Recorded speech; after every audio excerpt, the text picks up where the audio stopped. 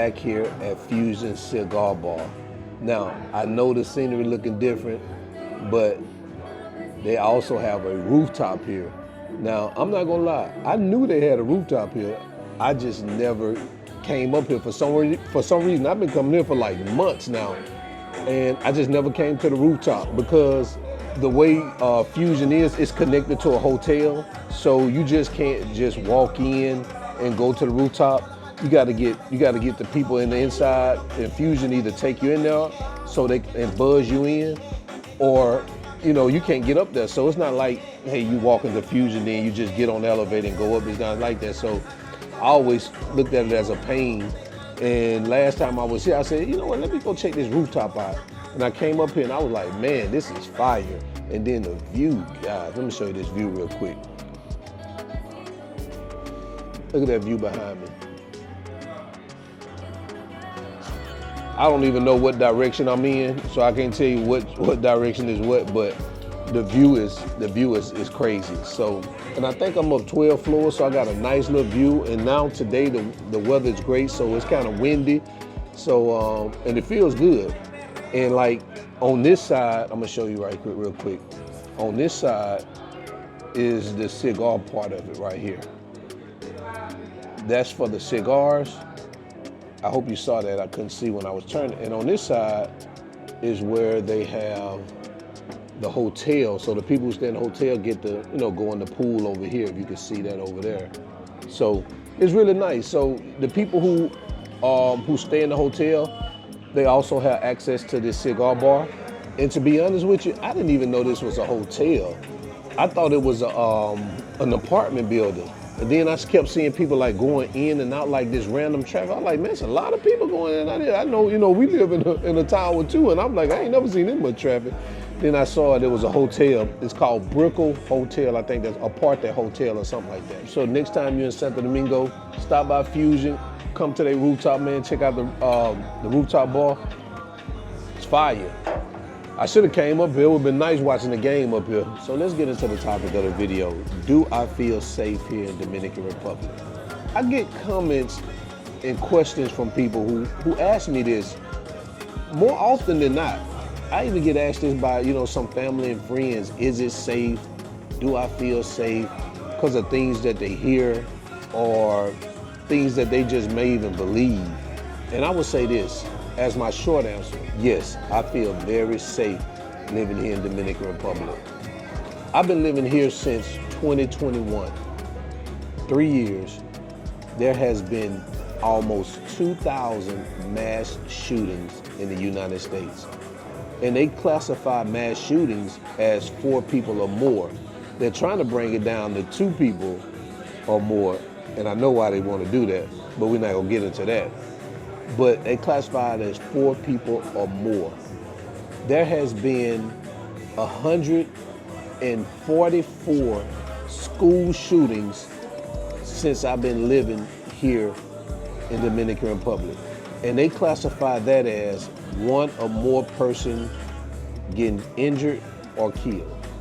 There are over 460 million guns in America. Let me say that again. 460 million guns in America. There's only 40 million people in America. The U.S. Surgeon General has declared gun violence as a public crisis in the United States, and this is recently. So when people ask me, do I feel safe in the Dominican Republic? My question back to them, do you feel safe in the United States of America? Because with those stats, it's hard for me to feel safe in the United States with those type of stats. And here's what I know. I would bet everything in my bank account that in the last 3 years, there hadn't been 2,000 mass shootings in Dominican Republic. I'm willing to bet everything in my bank account to say it hadn't been half of that, 1,000. Let's go a little further. I would be willing to bet everything in my bank account that it ain't in the last 3 years, it hadn't been 500 mass shootings in Dominican Republic. I also would bet anything in my bank account that it hadn't been almost 200 school shootings in Dominican Republic. And I'm willing to bet everything in my bank account again that half of that in terms of school shootings hadn't happened in Dominican Republic. And I'm also willing to bet that there are not over 11 million guns here in Dominican Republic. Matter of fact, based on some of the research I did, it's like 250,000 registered firearms. And of course, we know there's some dirty sticks over here, man. We know there's some dirty ones over here. But it ain't 11 million. So I say that to say, bruh, I feel safe in Dominican Republic. I'm gonna tell you another thing that I see happening too is, I see Dominicans get in the comment and it's like they want to like scare you, like, oh man, you don't understand, this place is this place is that, you're a fool when you're over here. Obviously, these people ain't never lived in the United States. I'm not saying things doesn't happen over here, because of course they do. I mean, like I just said, it's 11 million people over here. There's no way that there's no crime with 11 million people. It's just no way. I mean, you're gonna have some bad people, you're gonna have some very bad people.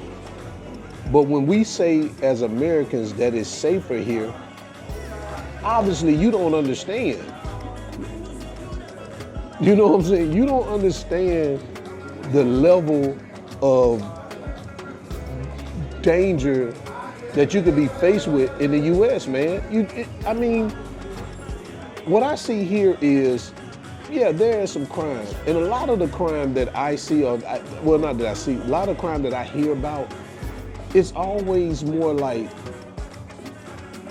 two people who have problems with each other, or, you know, maybe it's a domestic crime between a man and a lady, a jealous guy did something to his wife.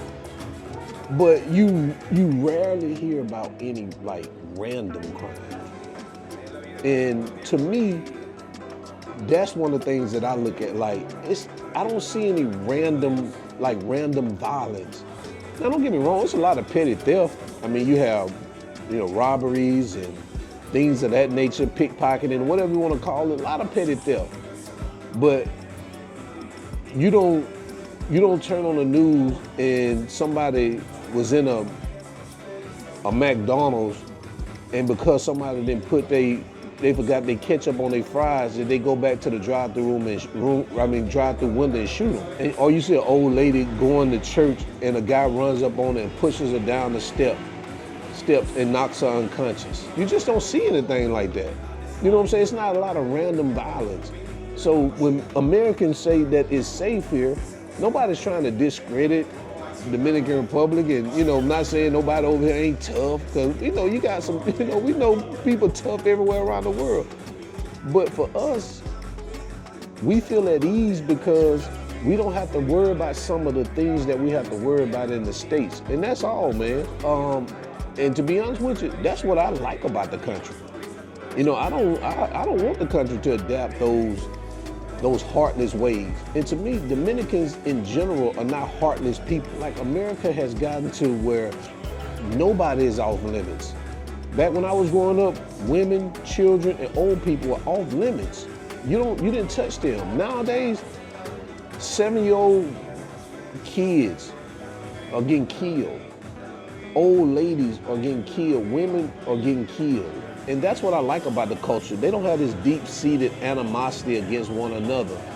Of course, like I say, everybody has their problems and things like that, and things happen, but it's not this deep-seated animosity. In the States, we have that. And on top of that deep-seated animosity, to snowball that, you got this political animosity. It's like over there, if you're a Republican, you hate Democrats. If you're a Democrat, you hate Republicans.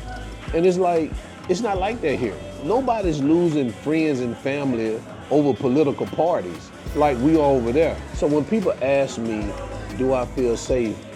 My answer is yes.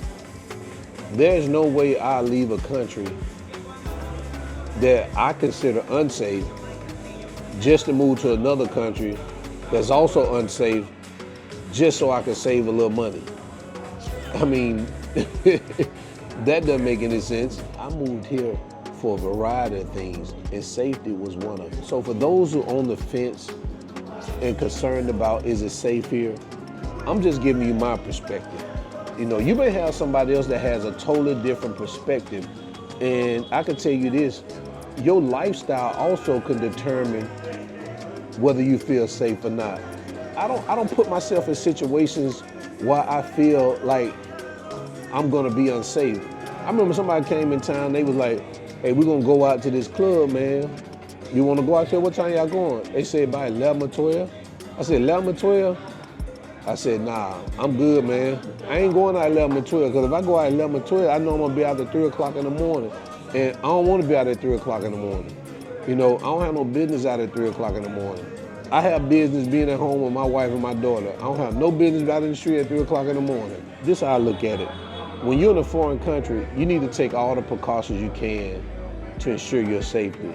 And I make sure that I take all the precautions I can for my safety. And one of those things is, I don't hang out late at night.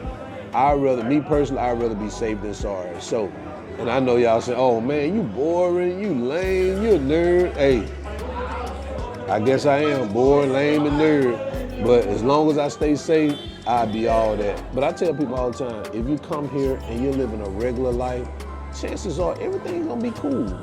You know, everything's gonna be cool. But if you're out every night drinking, partying, messing with different women, smoking, and all this type of nonsense, going into different barrios and all this type of stuff, trying to meet all these different people, thinking everybody your friend, the chances are very high things can go wrong. So I don't recommend that. All that I just named, I don't do none of that. So to the end, remember, always keep your goals at the forefront of your mind. Always live in the present, because that's the only way you're gonna live your best life. And I'm out.